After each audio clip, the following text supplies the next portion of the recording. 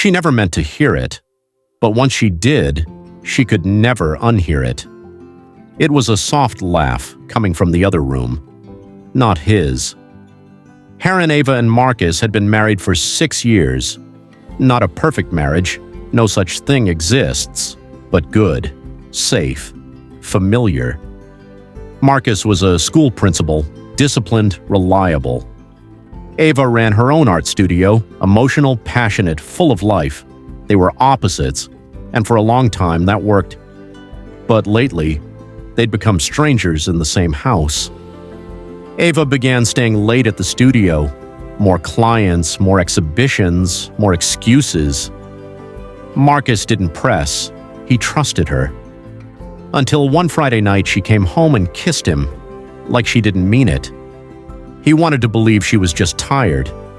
But that night when she went to shower, her phone buzzed, and for the first time in 6 years, he looked. Message on screen. Last night was perfect. I can still feel you. Name hidden. He didn't confront her, not right away. Instead, he started paying attention, the way she smiled while texting, the new perfume, the quiet, almost guilty affection. He wasn't looking for proof of betrayal. He was trying to remember when she stopped looking at him like he was the love of her life. One night, while she was asleep, he found it, tucked inside her coat pocket, a second phone, only one contact. Jay. Messages like poetry. I miss the way you taste. Counting the hours until you're mine again. Does he suspect anything? Marcus stood in the kitchen until sunrise. He wasn't angry, not yet. He was hollow. Ava hadn't meant to fall for anyone else. But Jay saw her, the real her. Not just the wife, the homemaker, the organizer of bills and dinners. He made her feel new again, desired, alive. But Ava didn't stop loving Marcus. She just forgot what love was supposed to feel like.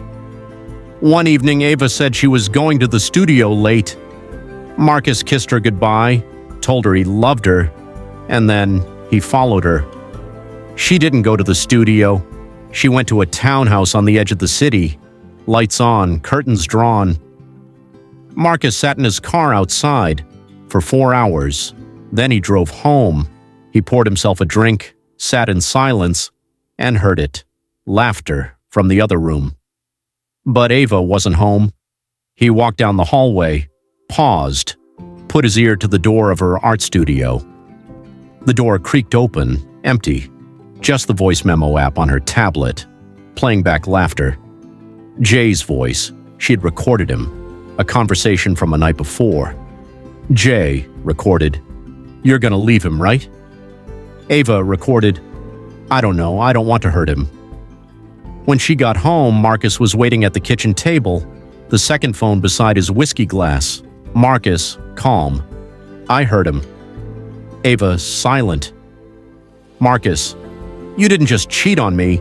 You chose someone else and tried to keep me as your backup plan." Ava, breaking. "I didn't want to lose you, but I didn't know how to find us again." He didn't yell. He didn't cry. He just stood up and walked into the other room, the same one where she used to paint love letters in color. Now it was just walls. Ava lives alone now. The art studio is quiet. Her phone lights up sometimes, but she doesn't answer. She tried to call Marcus once. He didn't pick up. Because some betrayals aren't about lust. They're about being unseen, unchosen. Infidelity doesn't always begin in a bedroom. Sometimes it starts with a feeling.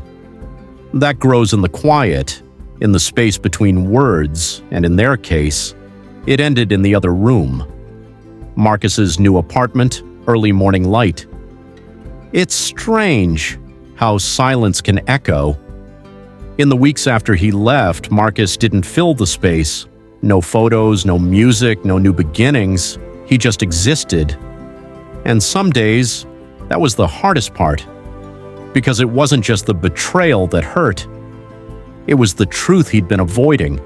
He had already lost Ava before she cheated. Ava's guilt. Ava wasn't sleeping. The art stopped. Her canvases stayed white. Her hands stayed clean. She'd ended things with Jay the night Marcus found out, deleted the second phone, locked the memories in a box she couldn't throw away. She didn't want Jay. She wanted Marcus. But some apologies don't come with do-overs, just echoes. It had been 3 months. Ava hadn't seen him. Until she walked into the bookstore they used to visit every fall. He was there, reading, alone. She froze. He looked up, no anger in his eyes, just distance. Ava, softly. "Hey." Marcus, "Hey." She wanted to say more. He didn't invite her to. Before the betrayal, there were signs. He'd stopped asking about her day. She'd stopped waiting up for him. Love didn't die in one moment. It faded. And when Jay came along, attentive, curious, daring, Ava mistook the spark for salvation. But it wasn't. It was escape. Marcus starts journaling. He goes to therapy, learns about grief after betrayal, not just of losing her, but of losing who he thought he was in that marriage. He forgives her, internally, not for her, for himself. One day, a letter arrives at Marcus's door, from Avenue, no name on the envelope. Inside, "I never told you why I started slipping away. I blamed you in my head for the distance I helped create. But you never stopped being kind. You never deserved what I did. I don't want to rewrite us. I just needed you to know I still look for you in every room I walk into, even the empty ones." Marcus folds the letter. He doesn't reply. 6 months later, Marcus has a new life, not perfect, but peaceful. He runs into Ava again, at a gallery. She's painting again, soft blues, wounded reds. "Ava, I'm not here to ask for anything." Marcus gently. "Then maybe we can just be two people who once loved each other, in the same room." They walk through the exhibit. Not holding hands, but not strangers anymore. Ava, voiceover. "Some people say infidelity ends love, but the truth is, love can survive betrayal. What it can't always survive is pretending it never happened." They didn't go back. They moved forward, separately, stronger. Sometimes love is not about who stays, but who learns to let go with grace. And in the echoes of the other room, they finally found silence.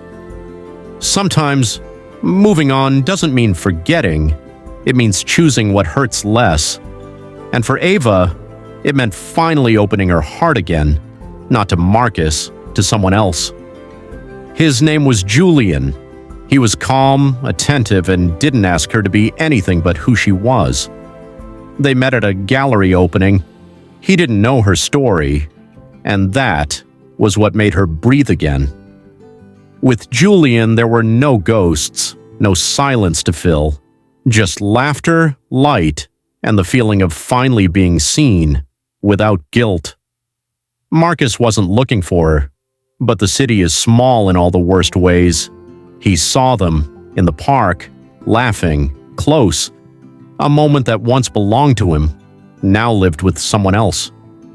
He didn't look away, didn't approach, just stood at a distance, watching her smile in a way she hadn't in years.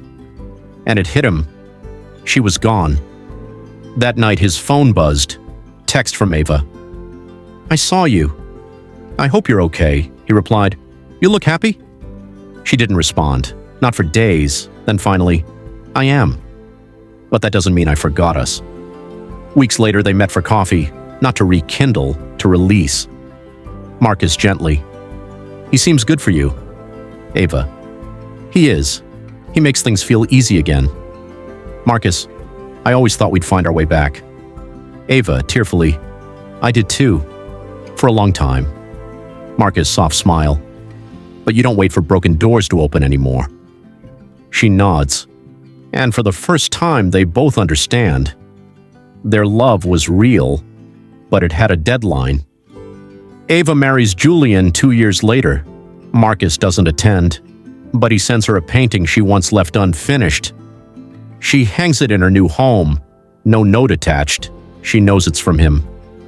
Marcus walks the beach alone. He isn't sad, he's light. Because sometimes closure isn't in reunion, it's in accepting that the story ended exactly where it was meant to, and maybe the next chapter starts when you finally close the old book. Please don't forget to subscribe and like for more.